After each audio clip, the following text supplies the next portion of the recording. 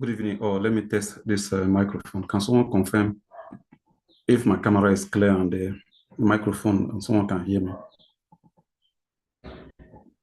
Yes, we can. We can hear you. We can see you. Oh, that's So the fine. camera, your face is a bit cut off, but maybe you could adjust it. Yeah, it's much better now. Yeah, we can see now. Yeah. All right.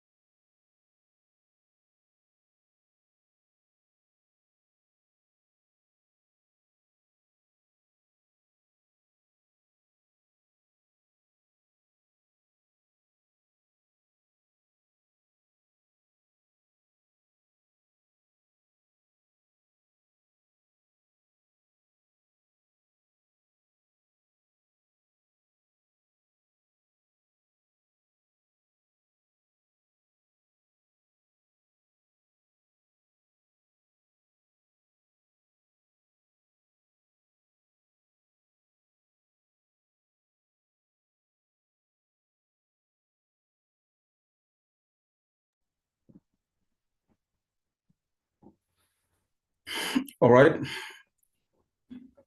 It is 5 o'clock. And I want to say good evening, students of the Electoral College and active citizens of Nigeria. The past 2 weeks has been very, very engaging and informative in Nigeria in terms of activities of government.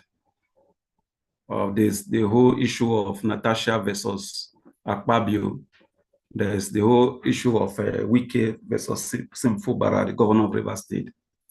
There's also the issue of the president versus the emergency declaration in Rivers State. How did we get to know all of this? How do we receive all this information? It could be through our Facebook, it could be through our WhatsApp chat, it could be through Twitter and all of that. It could also be through the news channels. How do you authenticate if this information you all received were all true information? That is the subject that we are going to deal with today in today's class.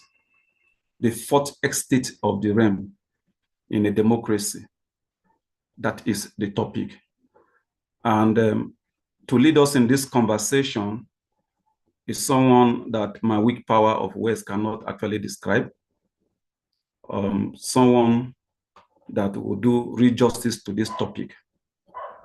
And so I will indulge you to give me your attention as I read his profile. I believe he's already in class. Let me take his profile so you can understand who will take us through this topic of information and how we consume and manage it. He is no other person than Camry Apollo. Camry Apollo is a broadcast journalist who focuses on development journalism. He is also a communication strategist and media trainer. With a background in architecture, he believes his 1.5 decade long experience in agro-commodities, export market, mining sector, and finally, information technology sector opened up life's diverse perspectives and prepared him for his true passion in life, which is journalism. Camry finds the inner voice, the inner workings of the human mind absolutely fascinating and says he possesses a more than casual but less than formal interest in psychology. He considers himself a patriot who takes time out to volunteer as a mentor for a National Youth Service Corps leadership program, an assignment that is very dear to his heart. In 2013, Camry started out as an anchor on WeFM 106.3, a talk radio show in Abuja. He was named head of programs and subsequently head of station, a position he held until he left the organization in 2021. Today, he is the head of news and general manager of Radio Now 95.3 FM, a Lagos-based media house that focuses on national development, social consciousness, and advocacy.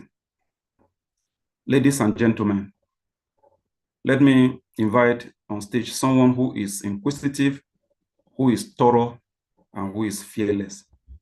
I believe his precision on the subject matter, the fourth estate in a democracy, will undoubtedly clear our doubts about information consumption and management.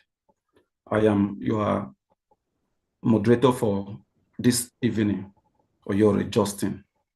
Thank you all, and I wish us a good listenership so we can gain the most from this class. It's going to be quite engaging and it will throw open new perspectives about information in our minds. And so remember to sign attendance, drop your name in the chat box with your pseudo party group so that you can be counted among those who participated in today's class. Thank you so much. And with that, I want to yield the mic to the teacher for today, Camry Apollo, sir. If you are here, you are welcome on board, sir. Good day. Before Camry goes on, I would first like to acknowledge Camry. I remember the first time I met Camry in 2015. I was a young national publicity secretary. I was younger than any youth leader at the time. I wasn't used to radio, and he and Stanley bent to build me.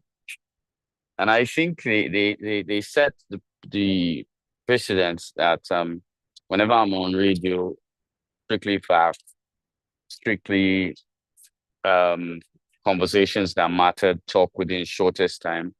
Camry taught me a lot in broadcasting. Camry has remained a mentor to me and senior brother. And when the college started, I was surprised. Camry subjected himself to become a student in the college. For me, that's the most noble thing Camry has ever done. That's minus things he has done for me. And I couldn't believe he was subjecting himself to the tutelage of his own student, Kunle. And and Cameron and I have gone on to do so much work together in broadcast journalism, democracy, working with him at WFM. Then he was kind enough to even give the Electoral College an hour, to have our poetry classes on WFM. I'm still going to ask why you haven't given us on radio now. Next, Camry has, I can't wait to hear what he has to say about Section 305. I wish both of us had a chance on radio to do that. I believe that would be like the best program ever aired. I just want to say thank you so much to Camry. 17th court, you're taking this. It's brilliant. And I'm always proud to have you here on behalf of the board, the region of the Electoral College, and the students of the 17th cohort. I'd like to welcome Camry Apollo, my friend, my brother, my mentor, and my senior brother. Thank you so much, Edie. Honestly, you've put me on a pedestal that is quite strange to me. I don't know how to respond to that. All I will say is this. You are my professor. During the course of today's lecture, I am going to actually throw it back to you. And you're absolutely right. We'll touch on some of these aspects of the Constitution that is generating so much controversy in the country today. When it comes to matters of governance, members of the cohort, I'm speaking to you now. When it comes to matters of governance, you will be hard-pressed to find someone who is as well-versed, thorough, unbiased, and balanced as Mr. Kunle Lawal. He might call me senior brother, but he's my professor because I still learn from him every day. And you would do well to adopt his attitude, especially towards knowledge. Knowledge is power. That's how it works. So having said that, thanks so much to the management of the Electoral College and distinguished members of this cohort. Good evening. I am always honored to host this class and to facilitate this topic, the fourth estate and a democracy. But before I go further, the executive director raised something. He says, well, he's wondering when at my new station, Radio Now, we will set aside time, allocate time to the Electoral College to do what it does well on our channel. Well, Edie, we've actually gone far in those conversations, I'm happy to tell you. I'm simply waiting for the head of programs to come back from her short break, Nabila Osman, and we'll finalize issues. The hope is that at the start of next quarter, we can start to have these sessions on air. Our listenership... Cameron, yes, I don't want to interrupt, but on Facebook, your head told me that she's raising money to send me to the National Assembly to Pardon? Teach them. Your head, sorry, the line is breaking. Is it my internet? Or... Your head. I said your head told me she's going to send me to the National Assembly to train them. Says she's raising money for that. Oh, okay, Kadria. They need it. I tell you, they need it. Okay. So again, we're looking to have that kickoff next quarter, and it's again, knowledge is power, and it's very well in tune with the ethos of our station here. Again, if you look at my pages, social media for us, we say it's about social consciousness and national development. That's why we do what we do. So once again, I'm absolutely honored to facilitate this topic. I will start off, as usual, by talking about that term. What does it mean, the fourth estate? What does the term mean?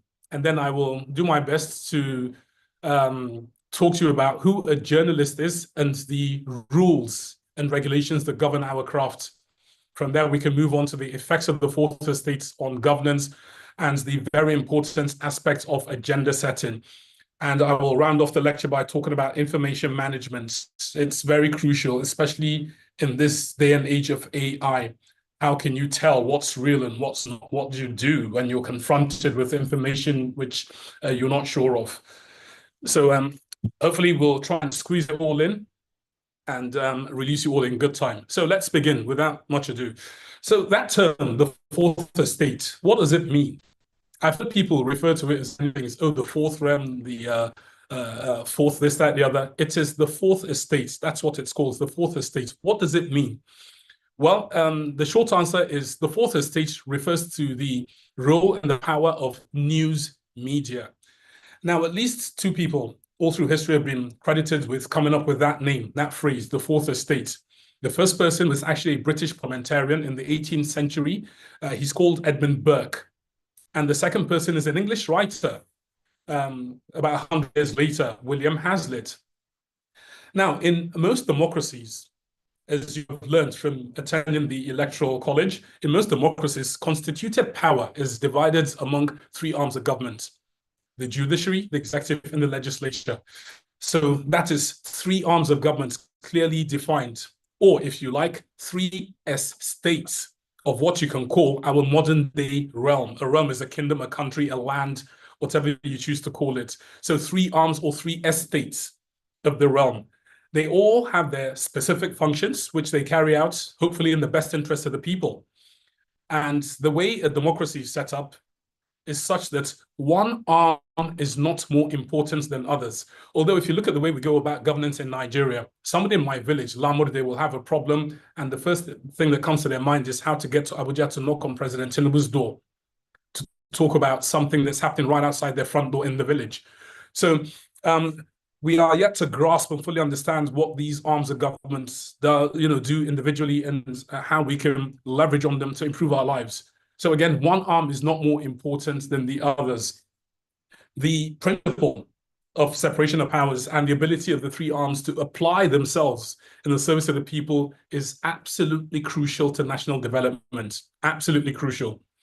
Now, this being the case, how did the British, how did they come up with a fourth arm of government or a fourth estate?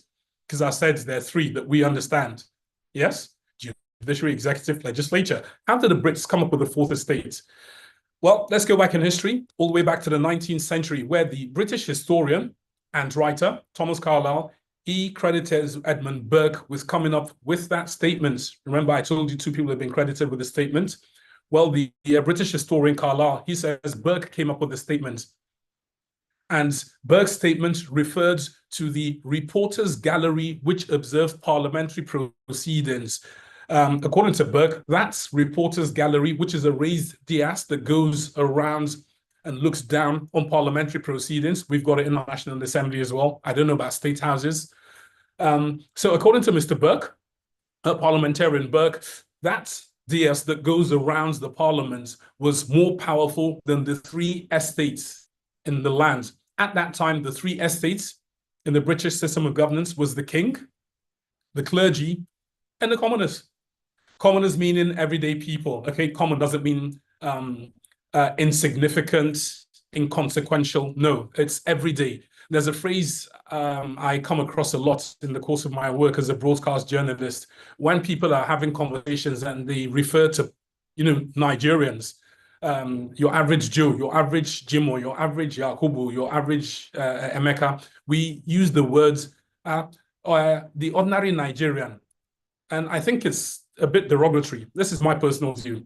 I prefer to use the term the everyday Nigerian, because when we use that term, ordinary, it belittles a person.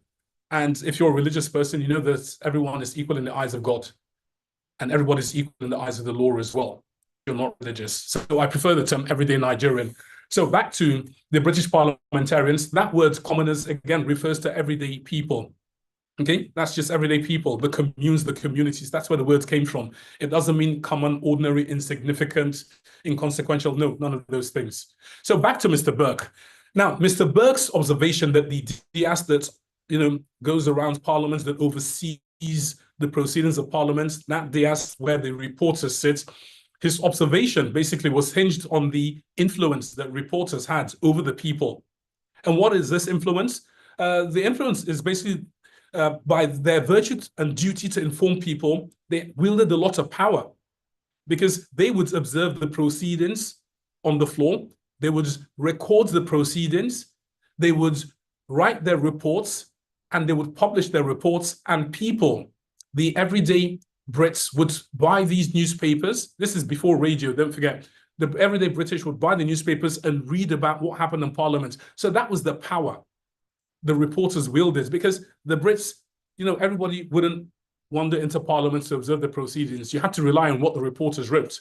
So that's where the power came from. And that's what Mr. Burke, the parliamentarian, observed. So imagine one day he must have looked up and thought, those people up there watching and reporting back to the everyday British person what we do, they actually have more power than us, because it's what they write, what they put out that people will believe. So again, since then, the Fourth Estate, again, as the book has noted, it wields immense power, because again, people only know what they are told by the press. As I said, they're not physically present. Now, since then, the Fourth Estate has grown in its role of probing and questioning the activities of the three arms of government. And by so doing, it holds the government accountable. So let's look to Nigeria now.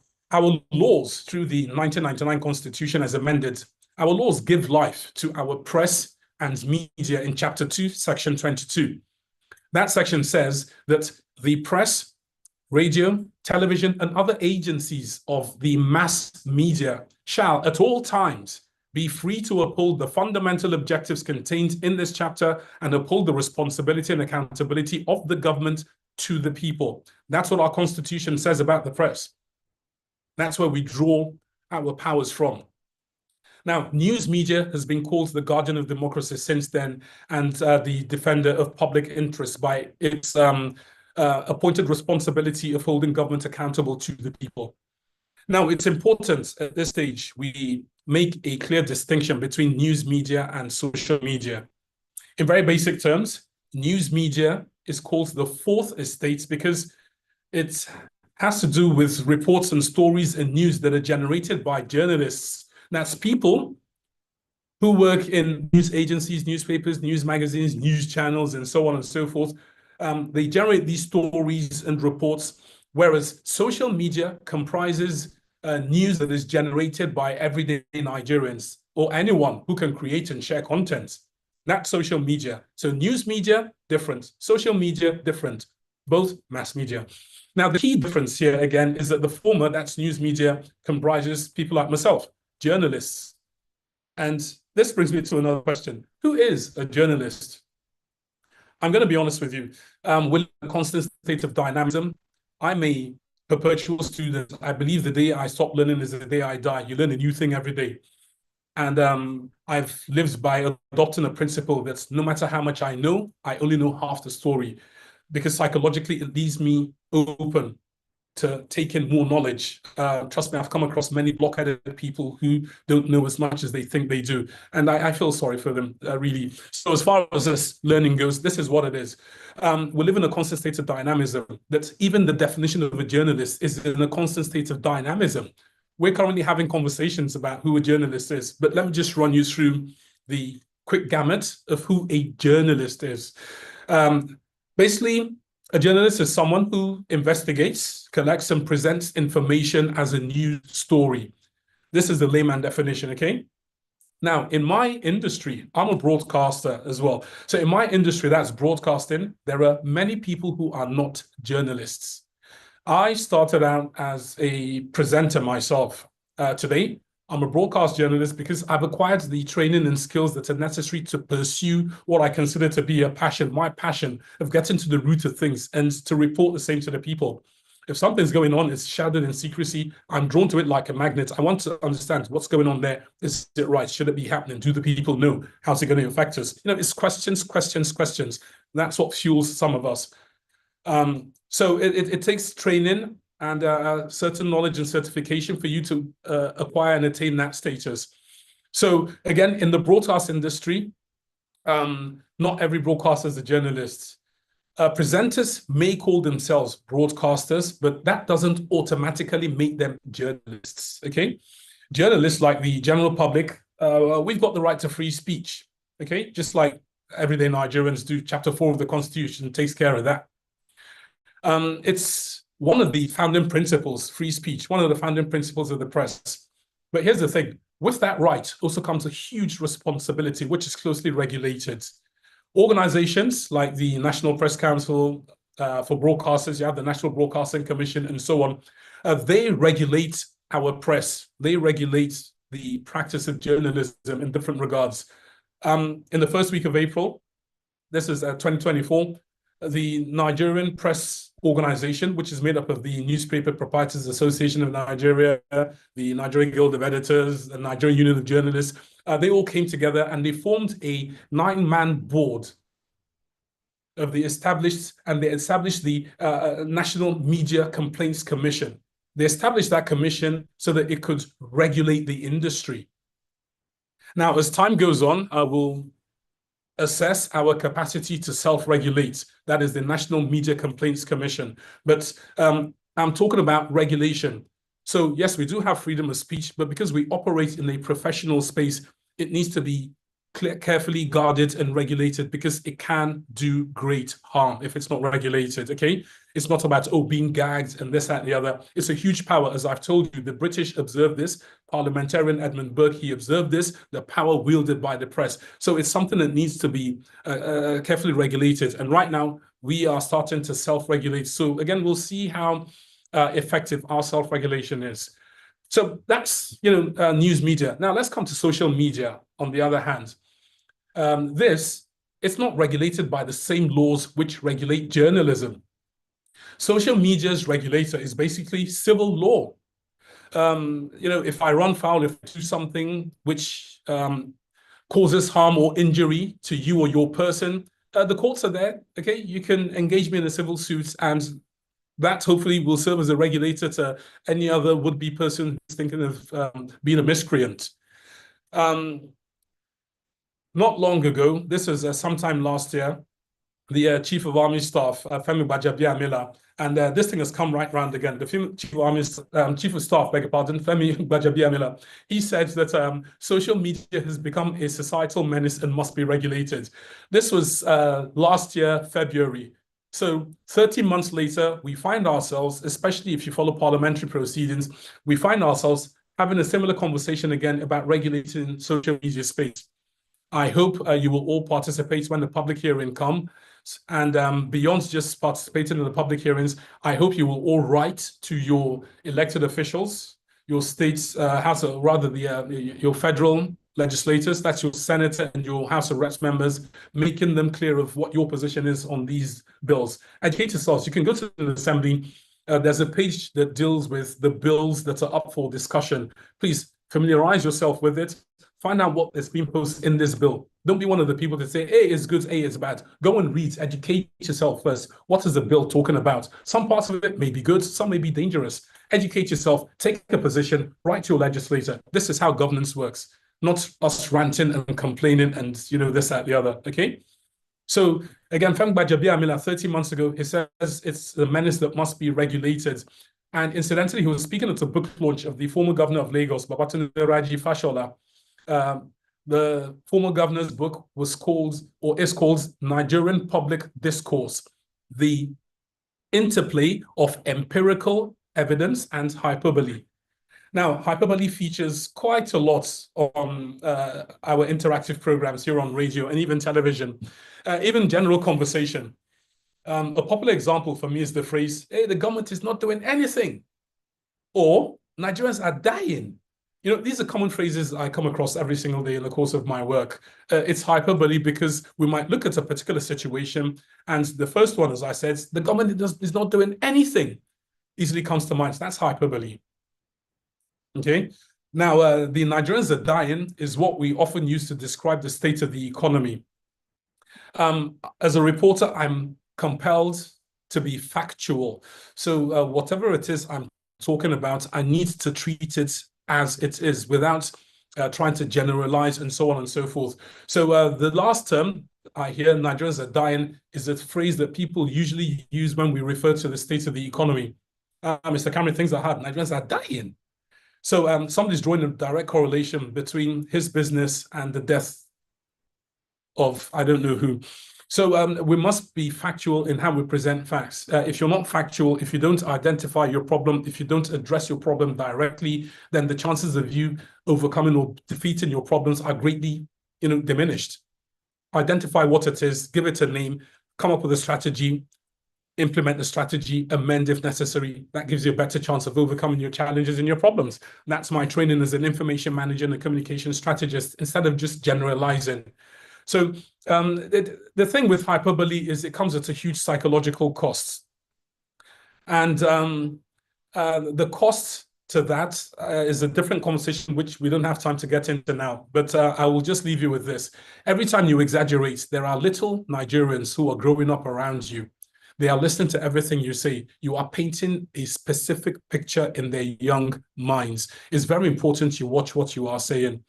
If the picture you paint for them is doom and gloom every day, then I'm sorry, but you are sabotaging the future of the country. Their time will come. They will come with their own problems. Our responsibility is to take care of our problems, the problems of our time, so that we don't pass it on to them. Let's do as much as we can. We've also inherited from the generation before us, but our duty, our responsibility to the next generation, to our children, if you will, is take care of the problems you can today and leave them with very, very little, because every time will come with its own peculiar problems and challenges. It's just the nature of history, okay? So let's come back to journalism in the fourth estate. So as a regulated industry, it's governed by certain principles. That's journalism. It's governed by certain principles. And I believe the 5 principles that I will go on to list now pretty much sum it up for me. Some people could expand it to 7, 8, 9, 10 principles, but I just want to keep it compact to these 5. So the 5 core principles that govern my profession, journalism, I'll start with truth and accuracy. In my station, we say truth is our currency, and we mean it. Journalists can't always guarantee truth, but getting the facts right is the cardinal principle of journalism. A journalist must always strive for accuracy. You must always all the relevant facts that you have as a journalist. You must always ensure that those facts have been checked. When you cannot corroborate information, you are obligated to say so. Okay, don't just take something and then shovel it out. I see that quite a lot in our media space. If you pick a popular headline now, go through some of the national dailies and you see there's a similarity in the writing because there's been copy and paste. And I'm wondering who's fact-checking for these organizations. We've got our own internal mechanisms and procedures, but this is not about my organization. So always check that what you put out is accurate. Truth, I say, we can't always guarantee it because truth has been said to be relative. Somebody's truth might not be another person's truth. It's a question of 6s and 9s, isn't it? Depends on where you're standing. But what you must ensure is to deliver the facts. The fact is incontrovertible. It speaks for itself. Another principle that governs our profession is independence. We live currently in a time and age where trust is a huge issue. A journalist must be an independent voice. We shouldn't act, whether formally or informally, on behalf of special interests, whether those interests are corporate, political, cultural, it doesn't matter. We must act, professionally. We should declare to our editors or even the audience if we have any political affiliations, for example, or if there are any financial arrangements in what we put out or any other personal information that may constitute a conflict of interest. It is the ethical way to practice this profession.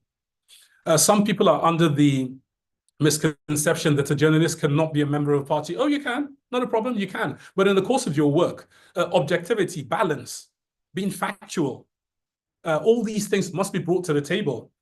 If you can do that, fine. But if a conflict of interest prevents you, for example, from revealing certain truths and facts simply because you are affiliated to the body or institution that may end up losing face or being harmed by your revelation of the truth or fact, then, my friends, you have a conflict of interest and you need to check yourself and your loyalties.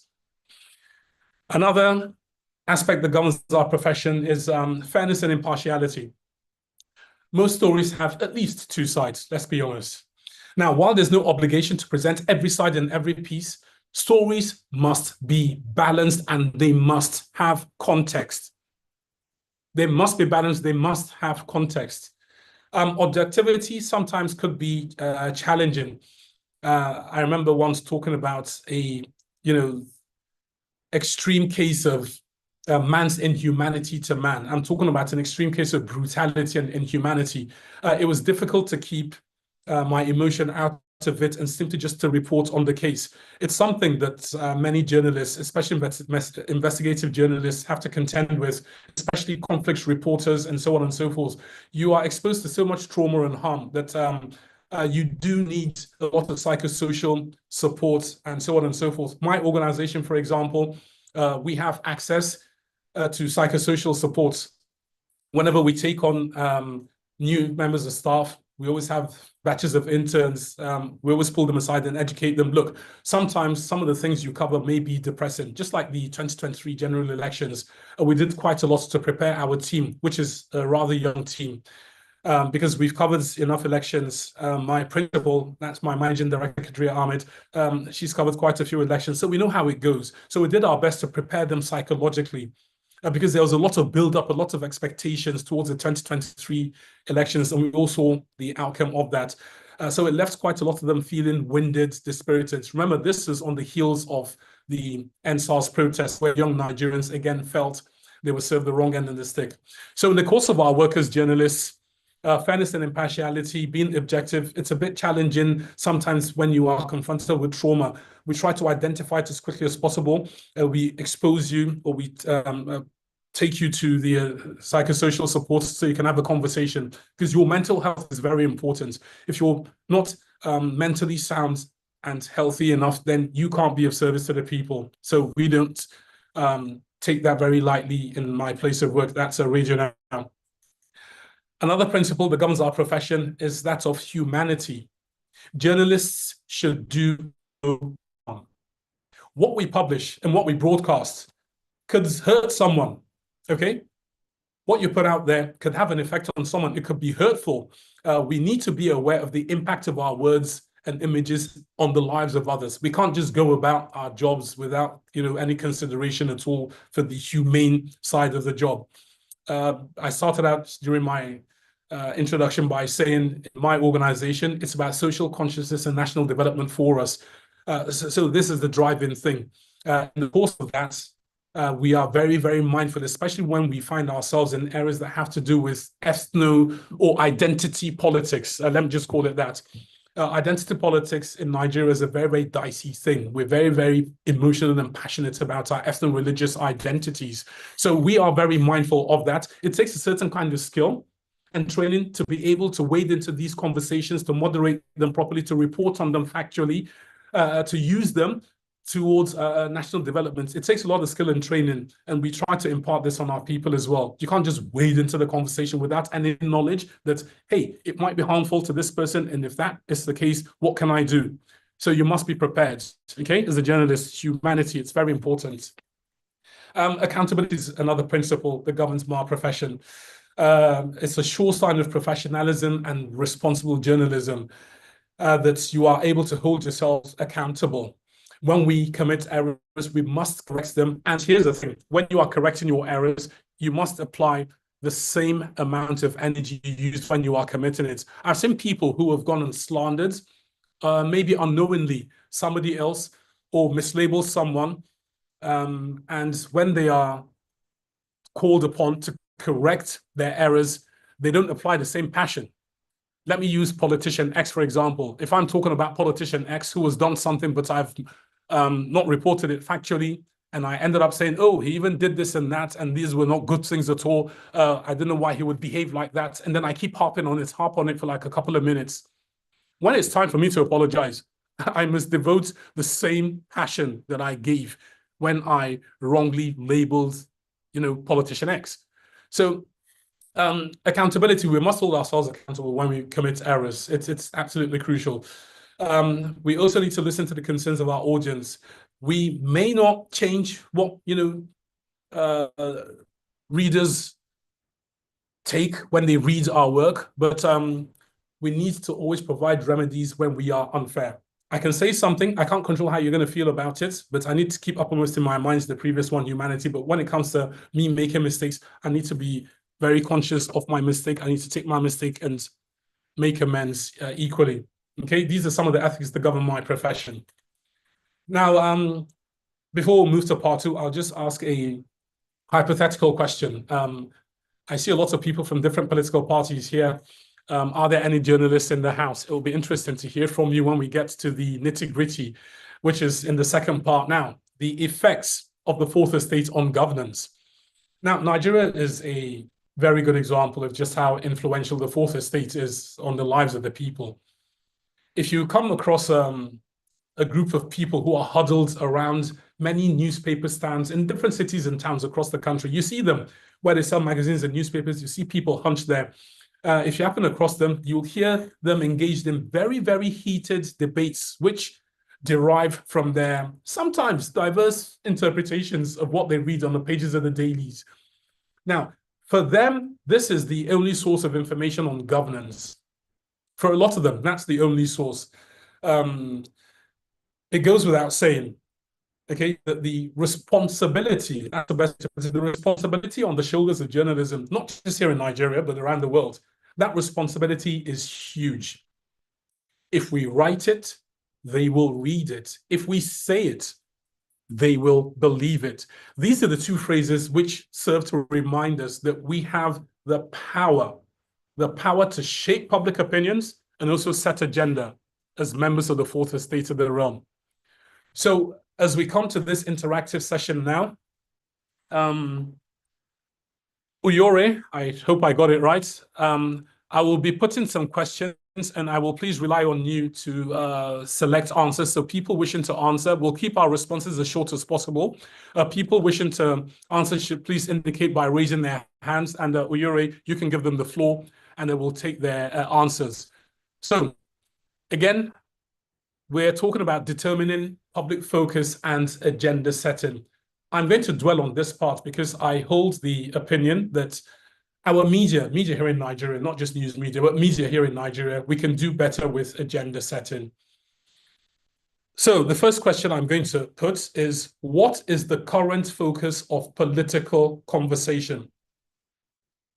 When I say current focus, I'd like you to just give one.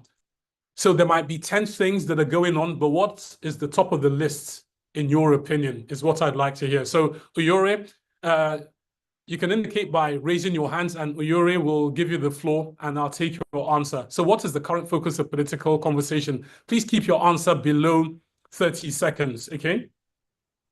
Uyore? All right, thank you, sir. We have XVII011. Can you unmute and respond, please? What is the current focus of political conversation in Nigeria? XVII, go on. Yeah, good evening, sir. Good evening, sir. Good evening, everyone. Good evening. Can you hear me? Can you hear me, sir? We can hear you. Go ahead.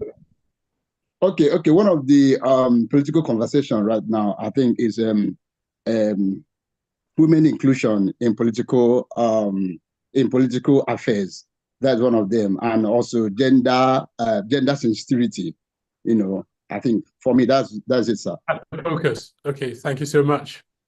All next right. person. Okay, Juliet.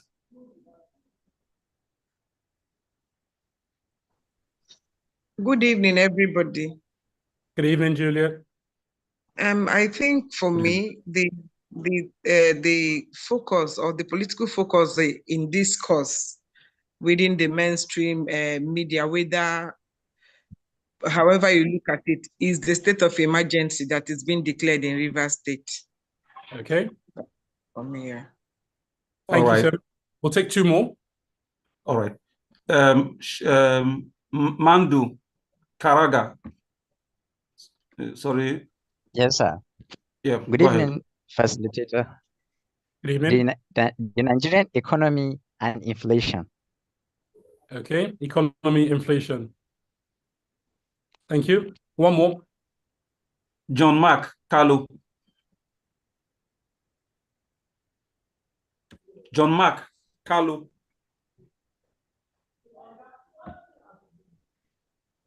Are you there? Okay, let me move to another person.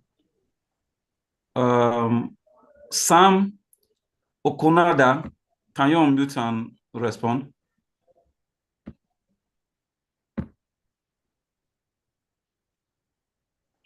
Okunade Samuel. Okay. We also have Olusegun Nelson. Can you Good speak? evening, my facilitator. Okay, okay. Okay, Good evening, sir. Okay, speak. Yeah, good evening, sir. This is Olusegun now. Olusegun. All right, go on. I'm fine. Thank you very much. Well, I think one of the major discussion here, security challenges as far as our country is concerned. A lot of things is happening as security is concerned. Thank you. All right, thank you so much, all. Yeah. Thank you. Good evening, my facilitators. So this is Hello, John good Mark. evening, my facilitator. Yeah, Yes, it's John John Mark. Carlo. Yes, you Yes. missed the bus now. We called you. Yeah. You went. What happened? Sorry, it is network glitches here. Sorry, sir. Okay, Yeah, Nigeria from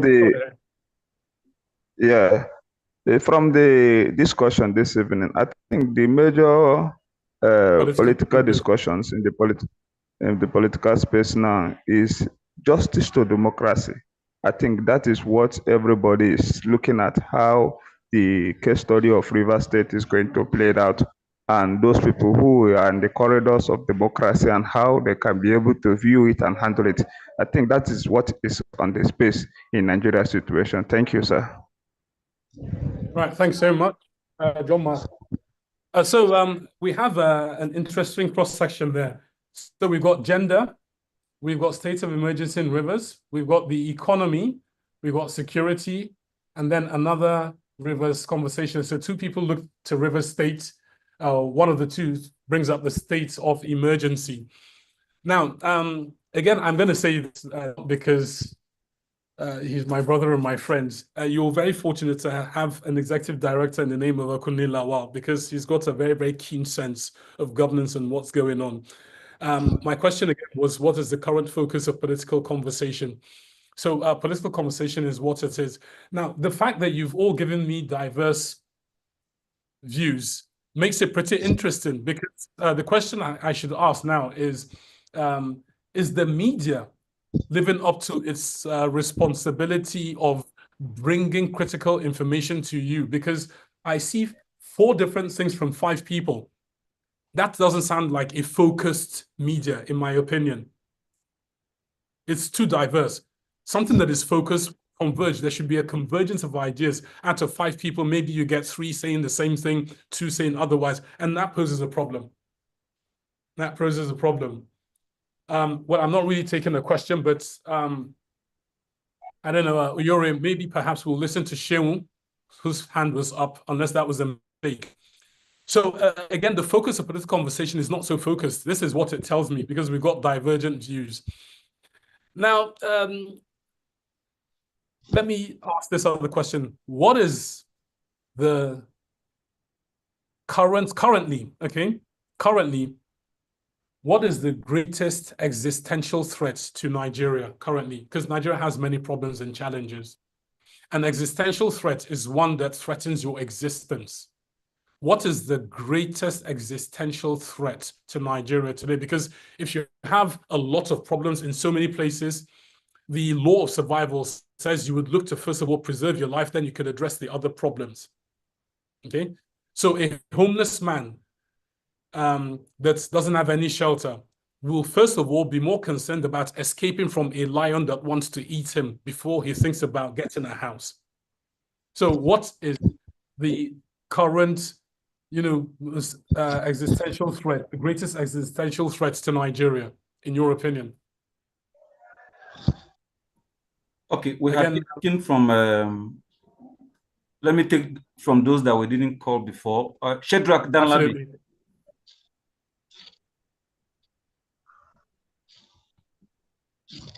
Absolutely. Okay, thank you. Thank you so much. Good evening, everyone. My name is Thank you. Shedrack Danlabi.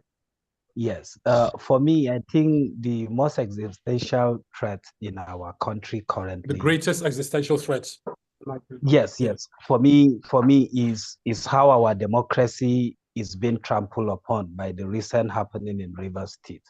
Because for some people, we have been following the mainstream media and columnists and legal practitioners sharing their thoughts on what is happening and how it can push even for the suppression of this country and possibly invitation of a military takeover and the rest. So for me, I personally see it as a great threat to the country, our existence, and even to our lives in some part of the country. Thank you. Okay, thank you, Shedrack. Take a couple more. Okay, Olatunji Timothy. Yeah, good evening, everyone. Thank you so much. Yeah, what I consider to be the greatest existential threat facing the country today is ethno-religious issue. That is what I actually feel to be the greatest threat that we are facing in the country. So they boil around ethno-religious issues. Thank you. All right, thanks so much, Olatunji. All right, so because we are pressed for time, we're going to move on. My money is with Shedrack. Nigeria's corporate existence is passing through a very trying and testing time. That is basically our democracy. It's been tried and pulled. The state of emergency, sorry, let me just call it the River State situation, has generated a lot of discourse. So the question I would have asked, let me make it a rhetorical question, is the Fourth Estate fulfilling its constitutional role in looking at this, what I personally consider to be our greatest existential threat? I think not. Again, your responses, your divergent responses in the first one is a testament to maybe the media has not done its job of focusing on our existential threats while we cover our other challenges and problems.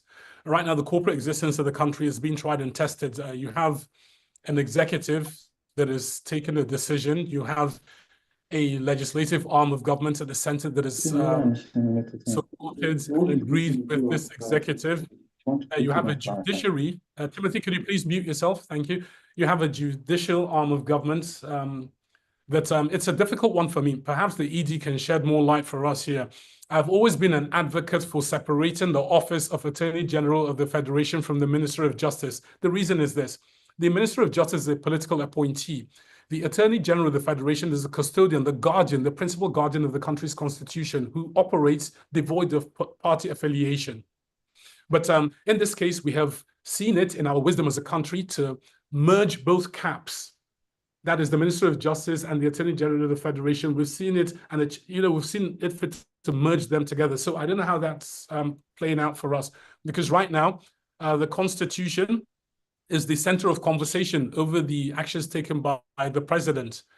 So as far as the conversation of the River State situation goes, there's the question of, can the president declare a state of emergency? First of all, what is a state of emergency? That's on the one hand. The second and more troubling one is, does the president have the power to suspend a constitutionally elected member of a state house of assembly or a governor? Does the president have the power to suspend a constitutionally elected person? That's what's being discussed at the moment. And again, back to the media and the role of the media in the Fourth Estate of the realm. Is the media doing enough justice to this? Because in covering and reporting any number of stories, there can be distractions, there can be misinformation and disinformation. The responsibility of the media is to focus.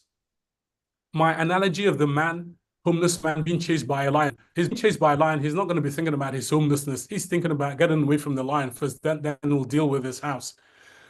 Is the media, doing enough to focus on what should ordinarily be considered an existential threat to the corporate existence of this country? So those are the areas of contention, aren't they? Now, I'm not a lawyer, I'm not a court, I'm just a journalist, and the journalist goes and looks to fact. As far as a state of emergency goes, does the president have the power to declare a state of emergency? Yes, he does. In certain circumstances, under Section 305 of the 1999 Constitution is amended, the president can declare a state of emergency in any part of the country under specific conditions, which include war or imminent danger of war, breakdown of public order and safety to the extent that extraordinary measures are needed to restore peace, natural disasters or other calamities, any other public danger that threatens the existence of the federation, or a formal request by the state governor. Now, if you listen to the president's speech when he made his declaration, he says the governor has failed to contain a situation that is getting out of hand in his state, not just the impasse between him and the legislative arm in his states, but also the insecurity with the blowing of the pipeline, which, hey, lo and behold, we were told it's going to take a long time to fix, but here we are. I think things are almost fixed, but I'll leave you to speculate on what happened there. So those are the conditions under which the president can declare a state of emergency.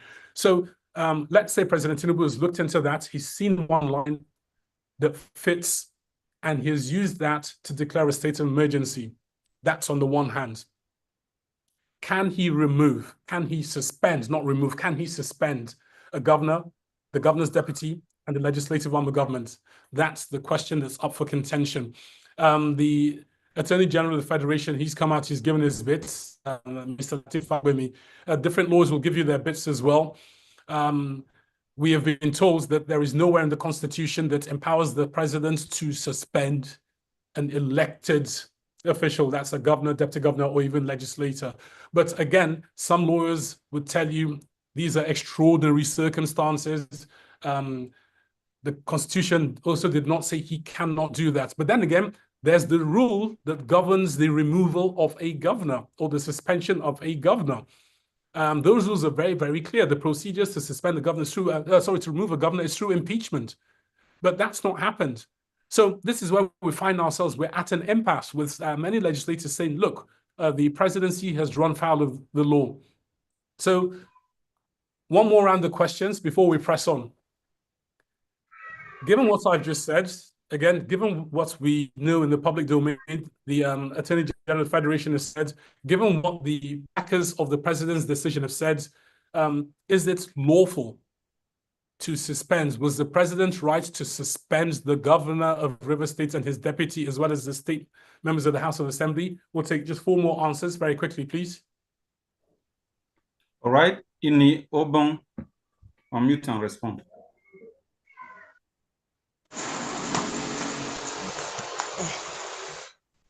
Yeah, good afternoon. Yes, good afternoon. Good afternoon. Considering the issues of River State, I think the president, in his wisdom, it is right for him to declare a state of emergency in River State. But again, he is biased, because if the president wants to look at the case in River State critically, he should have also suspended Nyesom Wike as the minister of the Federal Republic of Nigeria, because he is part of the crisis in River State. Sorry, in your bank, on what grounds are you suggesting he suspends the FCT? On the grounds that it was threatening the life and properties of the people of River State. The two parties were almost clashing and getting into a fight. Sorry, in your bank, did Nyesom Wike himself threaten lives and properties, as you have put it? His statement was instigating. Instigating is a relative term. You're calling on the president to take a decision based on his powers in the Constitution to suspend somebody, and I'm simply asking, he will have to have ground. Look, for the long and short of it, the FCT minister, former governor of River State, Nyesom Wike, let's assume, without conceding, because I'm a journalist and I don't have the fact, let's assume the former governor has told his state legislators that support him that, look, see that man, that governor, don't listen to him, don't give him chance, makes things difficult for him. Let's assume he's done that. Okay? Yeah, I'm with you. Who's committing the crime? Is it him or the person who has been constitutionally elected to perform a role that obeys or listens to what he says? Who is the greater danger to the people of Rivers? Him, the former governor, who says, don't listen to that guy, or they who toe and listen to him? Who's the greater threat to the people, in your opinion? There have been cases where he publicly has gone to Rivers State to make a public statement demeaning the governor of Rivers State and instigating crisis in the state publicly. Yes, and again, I say to you, he could go to River State, he could say what he wants, talk is cheap, but River State has a legislature that has a responsibility to the people of River State. Some years ago, my governor, I'm from Adama, he was impeached, I think, about 6 months thereabouts to the end of his 2-year tenure. So the man has done 7.5 years, then all of a sudden, the current governor was the speaker then. My representative, they were the ones that spearheaded the move to remove the governor. And my late uncle, Timawus Matthias, called me up and said, "Hey, Camry, it's a lovely day in Yola. People are jubilating. The governor's been impeached." And I said, "Why are they jubilating? Their threat still exists." And he said, "How?" I said, "It's the people who removed the governor. The governor's been doing what he's done right from day one up until year 7.5. Then all of a sudden they wake up and decides, we don't like what he's doing, let's kick him out." They had that power years ago. Why did they not exercise it? That's their job, to protect the people. Because tomorrow there will be another Murtalanyako and there'll be another one. So forget about that. The Constitution has given you an instrument to protect the people. Is that instrument working? This is my question. Because there will be another yes on Wiki tomorrow. There'll be another this, that, the other. There's going to be another threat. But okay, let me answer your question. I think the president does not have to answer your question. The president does not have the power to suspend the governor who was duly and constitutionally elected and members of the House of Assembly. Okay, that's not the path to suspend the members of the House. You're right. All right, Inyobong, interesting conversation. Let's move to the next person. Haruna Gambo. Interesting to hear from Haruna. Yes, Haruna Gambo, please go ahead. Good afternoon, everybody. Good afternoon, distinguished presenter. Hope you are hearing me. Loud and clear, sir. Okay. Well, to your question, let me just go straight to the point. The president doesn't have such power because already in the Constitution, it is being spelled out how and who are to participate for removing or suspending the governor or the House of Assembly. For example, the House of Assembly can be recalled. Their constituencies, right from their constituencies, the recall exercise is also being spelled out in the Constitution. So it is their constituency, the people that are in that constituency who will carry such exercise, not Mr. President. Likewise, the governor himself, he's been duly elected. So there are the procedure had been that the procedure has been followed, duly followed. Be it suspension or removing the governor, there could have been no chaos or crisis or what name calling and the rest. Thank you. Thank you so much, Haruna. Omomuwa Ewarawon has dropped a message. Omomuwa says the president has the power to suspend both governor and the House of Assembly Speaker. Okay. I would have liked you to have pointed the part of the Constitution where the president derives those powers from. So again, we are in for an interesting conversation ahead. Who remembers the time when the late president, Sheikh Musa Yar'Adua, passed on? There was the problem we had over swearing in Goodluck Ebele Jonathan, his vice, as the president then. The Senate had to come up with what was known as a doctrine of necessity at that time. Look, there are no, I don't know if there's such a thing as a perfect constitution that takes into consideration every aspect of human interaction and behavior. I don't know if there is such a thing because we live in a constant state of dynamism. And that means as we evolve, so also must the laws that govern us evolve. Because laws are made for man, yes? But we are at an interesting part of our nation's history as usual because a landmark event has just occurred and it will set the tone for our future going forwards. So how do we fix the problem? How do we fix this problem? Let me just jump ahead. We are currently, the president said he has stepped in because both sides of conflict ignored his recommendations when he tried to weigh in on the matter. and he says what he has done is protected the country. Look, I'm going to be honest, class. I was sickened to my stomach when I heard the Attorney General of the Federation say if the president had allowed the impeachment process of the River State House of Assembly to reach its full conclusion. That is an Attorney General of the Federation saying a constitutional process has been interrupted. That's literally what he said. And that's not a good sign for somebody who holds that kind of office. That's why I say we are in a very, very challenging time as a country right now. What we do right now will set the tone going forwards. It will be precedence, really. So how do we fix the problem? We'll take a last round of questions. What's the way forward? Last round of, what do you call it? Answers, not questions. What is the way forward for the Rivers impasse? Okay. Eche Julius, your response.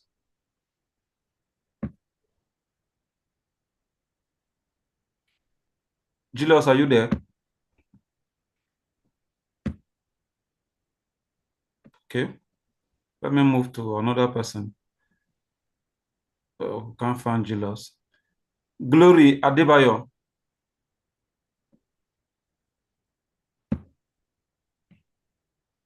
Glory, I've asked you to unmute. All right, thank you very much. I believe you can hear me. Yes, we can. All right, thank you very much, sir. It has been a very insightful session. So regarding this issue of the president declaring the state of emergency and the likes, yes, good and fine, the president has declared. Now, I think I want to divert us to the aspect of the National Assembly now. The president has done his own part, declaring, which is not constitutional. But we still need to look at the aspect of the National Assembly now. Even them, they are supposed to uphold the law. They are supposed to exercise their powers. Yeah, we understand some of them are saying, some part are saying that they were not in support of it, but they were using voice votes to declare, to attend to such. How do you feel? How do you feel about voice votes? It's not voice votes to this particular issue is not the best thing to have been done. It's not the best thing at all, because I could remember I was seeing a clip. I was seeing a clip yesterday at the I was watching the live session of the House of Reps, and a particular legislator from one of the South states, I can't remember, Honorable B, I can't remember, is making a fact that, see, look, we need to know the head count of our people. You can't just tell me that people have signed in and you want us to go ahead to make a declaration like this. Before we can go ahead, let us know the numbers of people. So I can say that I'm feeling like our constitutional right is being subverged right now, because I don't think maybe we are not even safe. Glory, this is me. Sorry to interrupt, Glory. Sorry to come in there. This is me. Sorry, I can't stop being a moderator of conversation. Yes, you are right. Remember, I talked about context, full size, and everything in every conversation. Apart from the legislators saying we need to know our numbers, you also need to put out that the Speaker of the House of Representatives also said, I've just received the information that we are 243. So that number was eventually put out. Okay, I'm saying that to correct the impression that we don't know how many people attended. I had a similar conversation with a caller this morning. One of my breakfast crew was on air. I had to barge in to get into the conversation because the caller was presenting just the side you presented, just one side. And I said, no, the complete story is the Speaker says there are 243. The person then asked me, sir, how do you know? I said, it's simple parliamentary procedure. Your executive director can educate you on this. When legislators get to the National Assembly, they sign a register. So at every given point in time, when plenary is on, they have an exact number of who is there and who is not. So it's not a guesswork, okay? But go on. But actually, sir, but there was no how, had even they've allowed the Honorable B, like he has suggested, see, look, let us have an count. He only told us there was not an evidence that shows us that 273 people are already seated in the chamber rather. So is a kind of like I began to look at it. Are we actually safe as a citizen if our own representative, we are only representative governors, and if they cannot represent us, even with the oath of office they signed for? Because it's very alarming at this moment. It's very alarming that are we really ready to even practice this democracy we signed for? Thank you. All right, thanks so much, Glory. I think let's just take one more from someone we've not heard from, so we can move on. Okay. Let me see. Ibrahim Umar, unmute and speak. Ibrahim. Hello. Hello, Ibrahim. Please go ahead. Okay, good evening, sir. Good evening. I'm Ibrahim Umar, sir. Thank you, Ibrahim. Go ahead, please. Thank you very much for your presentation and for your insightful democratic input.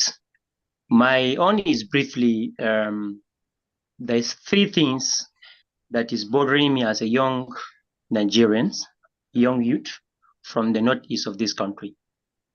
Number one, executives. The executives of this our country have already supersede all the other arms of government. I'm talking about the judiciary and the legislatives, because the legislatives and the judiciaries, it seems like they are rubber stamps to the executives. Why did I say so?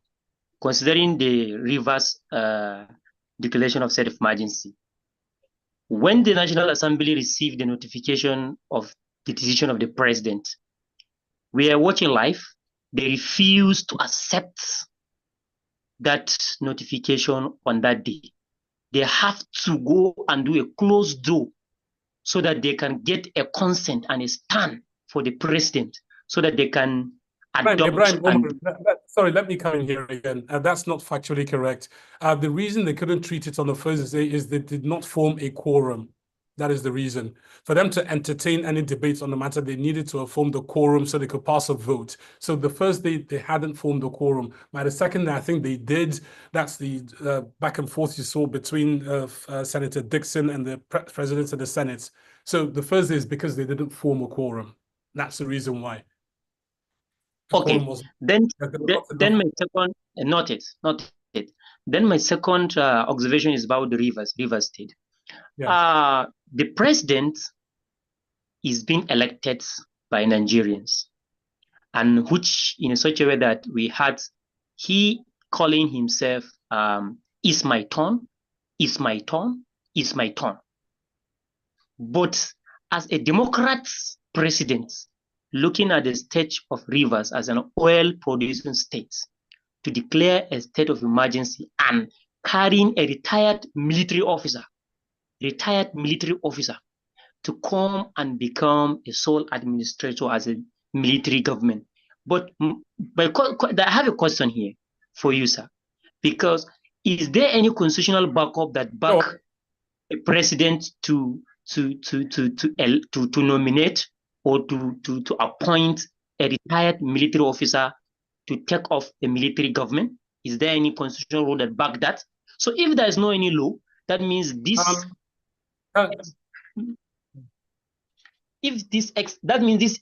military officer. Let me answer your question, Ibrahim Omar. Yes, let me answer your question. First of all, the retired former chief of naval staff. Right now he's retired, so he's almost a civilian. Okay, he's not a serving military officer. He's retired. He might be called back to active service should the needs arise. For example, if we go into war and the country feels so we require services, we can recall on retired officers. But right now, he's almost a civilian. And regarding the president, yes, there's no law stopping the president from appointing a civilian to a position. But appointments on the federal level are usually subject to Senate ratification and so on and so forth. But under a state of emergency, I'm not 100% clear on the way the appointments goes. Does he just appoint and the person stands, or does his appointments get subjected to the National Assembly? I'm not very clear on that. But as far as the powers to appoint goes, no, presidents can appoint from the civilian populace. Then the appointees will be ratified. And I'll also say this without conceding the president's actions being legal, because it's still under question.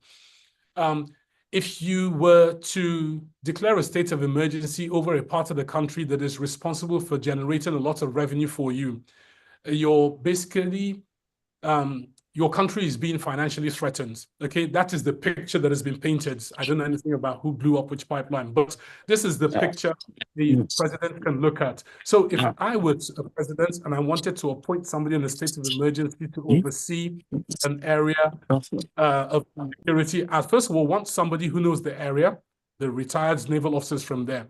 I want somebody who understands security. The retired naval officer understands security. I want somebody who understands security and understands the creeks and everything. The retired naval officer understands security and knows the creeks.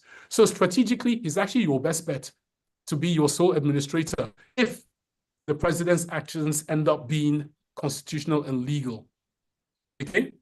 When I say his actions, I mean suspending the governor, suspending the deputy, and suspending the members of the State House of Assembly. Yeah, strategically, the person you want to oversee affairs there should have those qualities. It's the best strategy when you think of it, really. You don't want somebody who doesn't know much about security, who has no pull with your security forces, who has no knowledge of the area, who has no, so it's strategically, if you consider it, a pretty good choice. But that's just me saying. And I'm not agreeing that the president's actions have been 100% legal, okay? Let's be very clear on that, because suspending elected officials is something else. Okay, thank you very much. You're welcome, Ibrahim Umar. All right, so we need to press on now. These matters will be determined in court. Wait, sir. Wait, sir. I'd like to explain something. So I've seen a lot of conversations, people saying the president has the powers. I would cite the first issue.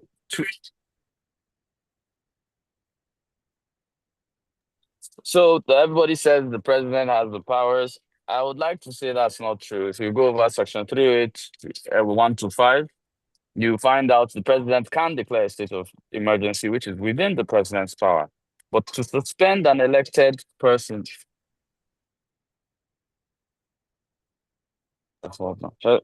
so to suspend an elected governor, that is not entirely possible. Happened with Darie, but the transition happened with Darie sometime in 2000, and I think, I can't remember what year. But in 2009, the Supreme Court interpreted it and clearly stated that no elected, a governor can only be removed by provisions in the Constitution. It's a 2009 Supreme Court judgment. President Goodluck Jonathan declared state of emergency in 2013 in 3 states, Borno, Yobe, and Adamawa. The governors were still left to run and the legislature was still left to run. So it's totally unconstitutional. For those of you that want to support and say that's your opinion or feel you are listening to your opinion of something that's wrong, it's fine. But the truth is there's no constitutional backing granting. If a governor cannot suspend the local government chairman, it's the president that can suspend the governor. It's not done. And in cases of, and the cases in which he gave, the truth is he spoke about explosion of pipelines. Pipelines are under federal jurisdiction, not under state jurisdiction. So it's even a failure to the presidency than it is a failure to the state. They are national assets, so they are not protected by state governors. They are protected by federal government.